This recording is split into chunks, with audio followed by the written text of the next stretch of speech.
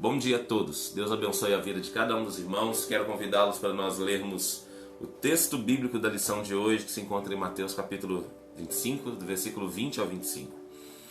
Que diz assim: chegando que havia recebido 5 talentos, aqui nós vamos falar um pouquinho sobre a parábola dos talentos, pois os devocionais dessa semana é sobre mordomia, né? Apresentou-lhes mais outros 5 e disse: Senhor, entregaste-me 5. Aqui estão mais 5 que ganhei. E o seu senhor lhe disse: muito bom, servo bom e fiel. Foste fiel sobre o pouco, sobre o muito te colocarei. Participa da alegria do teu senhor. Chegando também o que havia recebido 2 talentos, disse: Senhor, entregaste-me mais 2. Aqui estão mais 2 que ganhei. E o seu senhor lhe disse: muito bem, servo bom e fiel. Foste fiel sobre o pouco e sobre o muito te colocarei. Participa da alegria do teu senhor. Por fim, chegando o que havia recebido 1 talento, disse: Senhor, eu sabia que és um homem severo e que colhes aonde não semeaste e recolhe onde não plantaste. Então fiquei com medo, grifem essa frase, fiquei com medo, e fui esconder na terra o teu talento. Aqui tens o que é teu. O texto de hoje nos sugere uma variedade de lições, dentre outras. Mostra-nos a maneira como devemos atuar na área patrimonial. É importante buscar compreender o conceito de eficiência, como também de eficácia, para desse modo perseguir sempre a máxima efetividade no desempenho de nossas atividades em geral na igreja. E eu poderia acrescentar aqui, queridos, em todas as áreas da nossa vida, nós precisamos ser excelentes o máximo que nós pudermos. Isso tem a ver com a realização das metas estabelecidas e com a máxima qualidade possível. Se cada um dos salvos em Cristo tiver isso em mente ao participar dos programas e atividades da igreja, certamente no final ouvirá do Supremo Bom Pastor a frase: muito bem, servo bom e fiel. Foste fiel sobre o pouco, sobre o muito te colocarei. Participa da alegria do teu Senhor. Pensemos bem e avaliemos a nossa postura. Essa é uma decisão nossa. Essa é uma decisão de cada um de nós. Irmãos, quando eu olho para os servos que receberam seus talentos, nós vemos 3 pessoas recebendo 3 quantidades de talento. Um recebeu 5, o outro 2 e o outro 1. O que recebeu 5, ele granjeou mais 5. O que recebeu 2, granjeou mais 2. Ou seja, todos os 2 trabalharam igual. Cada um teve 100% de lucro. O que recebeu 1, o esperado dele era 100% do lucro, recebesse talvez mais 1 talento. O que o senhor que distribuiu esse talento esperava? Olha, meu senhor, se eu me deu 1 talento aqui, eu estou com mais 1, então tenho 2. Ele ouviria: servo bom e fiel, multiplicou o talento. Mas acontece que aqui no finalzinho, eu mandei até os irmãos gravar o que havia falado, está escrito aqui, ó: fiquei com medo e fui esconder na terra o teu talento. Irmãos, primeiro eu quero falar a respeito desse medo. A palavra do Senhor diz que o medo anula a fé. E isso é plenamente verdade. Quando nós temos medo, é a mesma coisa que dizer que nós não confiamos que Deus está conosco, nos abençoando e nos ajudando a passar pela situação. Porque como eu confio no Senhor? Eu confio no Senhor baseado nas promessas que Ele me fez. Eu confio no Senhor baseado no que a palavra do Senhor fala que o Senhor disse que iria fazer. Por exemplo, hoje eu estava lendo o livro de Apocalipse, cartas a algumas igrejas. Para uma da igreja, o Senhor disse que aquela igreja passaria por uma tribulação, mas aquele que perseverasse até o fim seria salvo.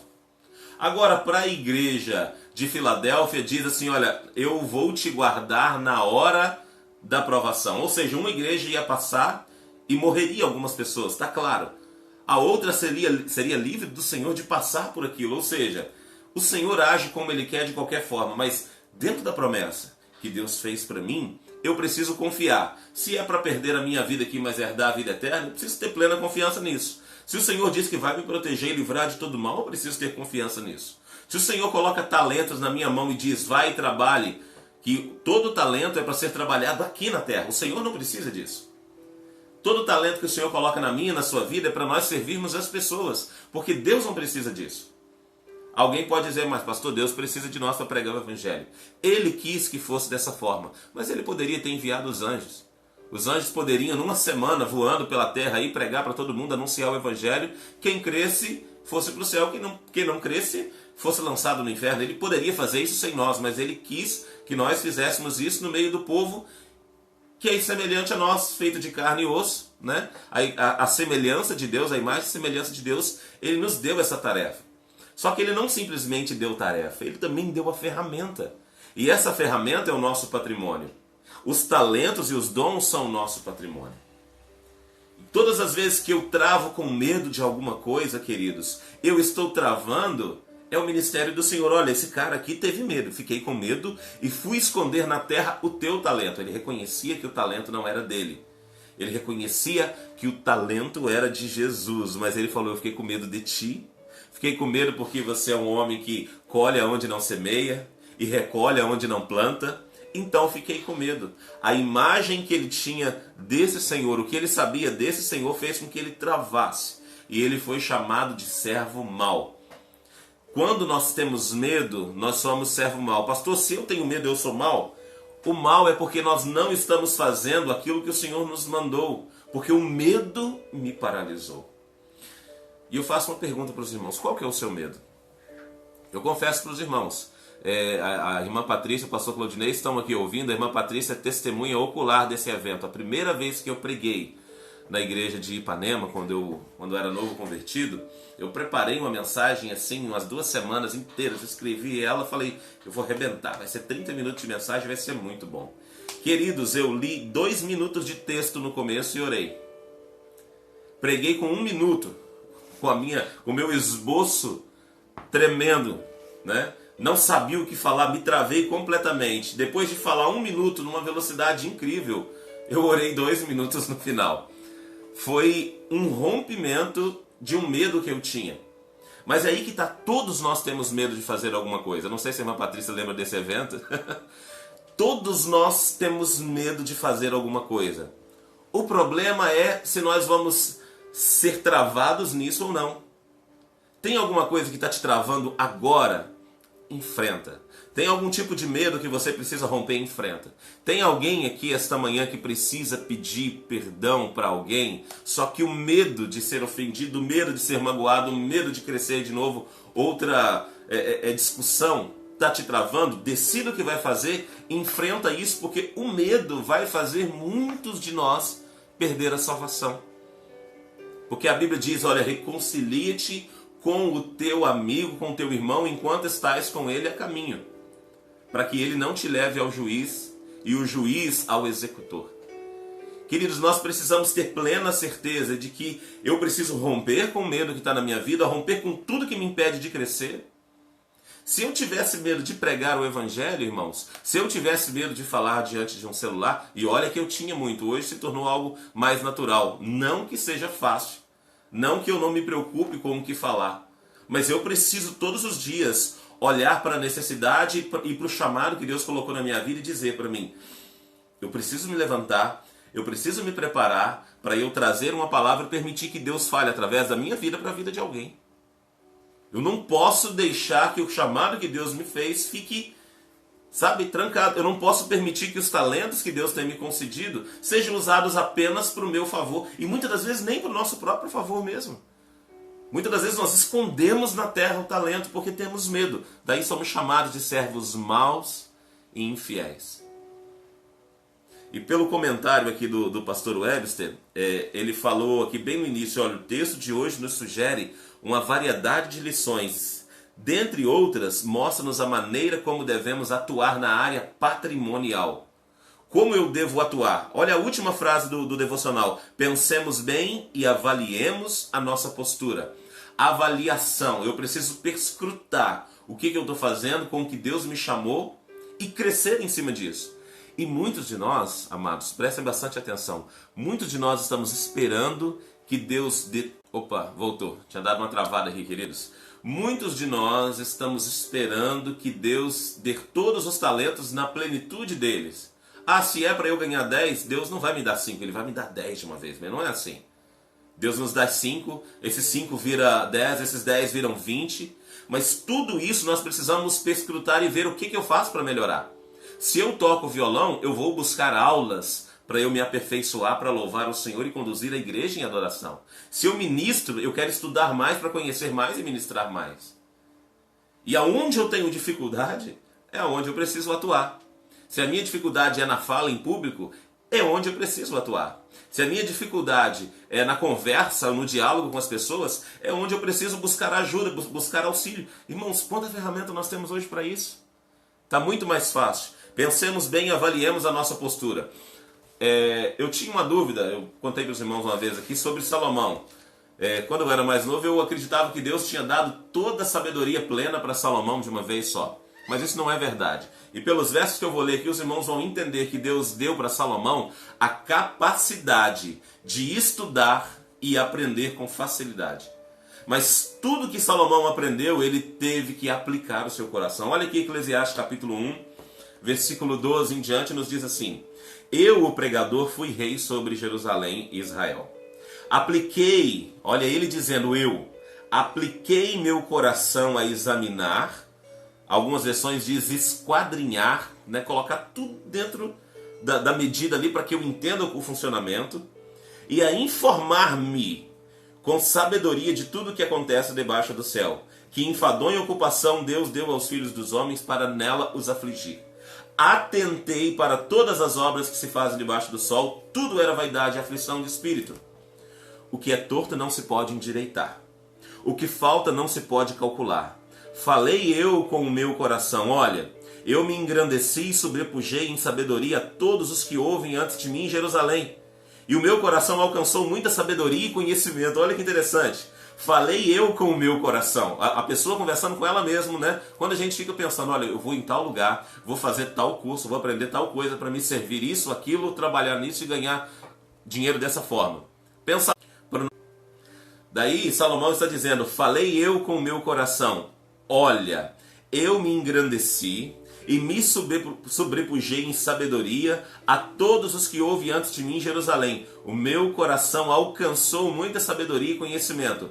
Apliquei o meu coração a conhecer a sabedoria e a conhecer os desvarios e as loucuras. Mas vim a saber que também isso era aflição de espírito, porque há muita sabedoria, há muito enfado. Na muita sabedoria há muito enfado. O que aumenta o conhecimento aumenta a tristeza. Ou seja, Salomão cresceu, amados. Salomão se desenvolveu, ele pegou a sabedoria que Deus deu a ele, e Deus deu sabedoria para ele cuidar do povo de Israel. E ele não ficou apenas ali no povo de Israel, ele começou a perscrutar todas as coisas. Ele começou a visitar e a ser visitado, a dar presente, a ganhar presente. Salomão teve tanta sabedoria, mas ele pegou aquilo que Deus deu.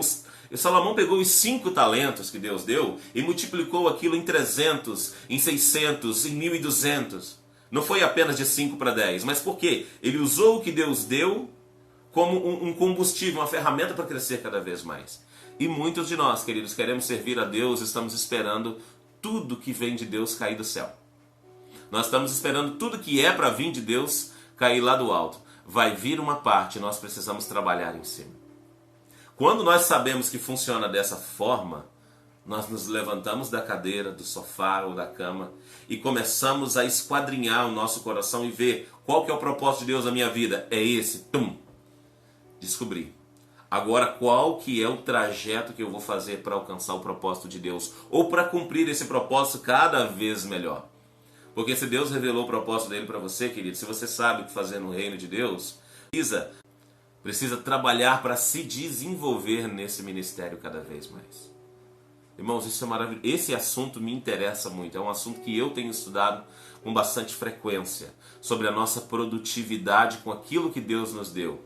Sobre o esperar Deus agir ou sobre nós agirmos dentro daquilo que Deus já nos revelou, dentro daquilo que Deus colocou no nosso coração. Uma coisa que eu acho linda em Jesus é que quando ele tinha que ir para tal lugar ou tal cidade fazer alguma coisa, quando ele tinha que sair da onde ele estava, numa aldeia em Jerusalém, e ir, por exemplo, para Betânia para ressuscitar Lázaro, ele não ia simplesmente para fazer tal coisa. No meio do caminho, Jesus curava os enfermos, expulsava os demônios, pregava o evangelho até que chegasse em tal lugar. Chegou lá, o homem já estava morto. Ele já sabia o que ia acontecer. Mas durante todo esse processo, Jesus, ele não simplesmente chegava lá para executar o que ele foi fazer. Ele fazia enquanto ele estava caminhando. Nós precisamos ser proativos, nós precisamos estar prontos. Eu tenho hoje algo para fazer no nome do Senhor. Até que eu chegue em tal lugar eu posso fazer alguma coisa, mesmo que seja orar no meio do caminho. Eu preciso remir o tempo, a palavra do Senhor nos ensina, remir o tempo, aproveitá-lo da melhor forma possível. É isso que significa remir o tempo. Porque os dias são maus. E aproveitá-lo da melhor forma possível não é fazer coisas na loucura. Não é eu ficar louco e acabar entrando num estresse aí terrível. Mas é eu aproveitar os momentos, aproveitar toda a oportunidade e fazer a obra do Senhor com o coração completamente aberto e pronto para receber de Deus e transferir para o próximo. Todos os nossos talentos, amados, todos os nossos dons é para primeiro servir o próximo. E nós nos alimentarmos do que o próximo tem para nos servir. Porque é uma árvore que dá frutos, né? Qual árvore come do seu próprio fruto? A árvore dá fruto para que as pessoas possam se alimentar. Se nós somos árvores, se o Senhor nos comparou e estamos dando fruto, é para que as pessoas se alimentem dos nossos frutos. E nós nos alimentamos dos frutos uns dos outros. Qual seria o meu fruto? Qual seria o meu talento? Qual seria o meu chamado? Descobrir? Não descobri. Então vamos dobrar o joelho. Vamos pedir para que Deus revele. Vamos pedir para que Deus abra os céus e me revele qual que é o meu chamado, qual que é o meu talento, o que eu vim fazer nesse mundo, para que eu nasci. Eu tenho plena certeza. Se você é um filho de Deus, uma filha de Deus, que aceitou Jesus, se batizou nas águas, talvez até antes de batizar, Deus já revela o nosso propósito. Talvez antes de você decidir, Deus já está colocando no seu coração. Mas um joelho dobrado em orações sinceras e constantes, Deus vai mostrar o que Ele tem para cada um de nós. E daí nós seremos produtivos nessa terra, no nome do Senhor Jesus. Amém, meus amados?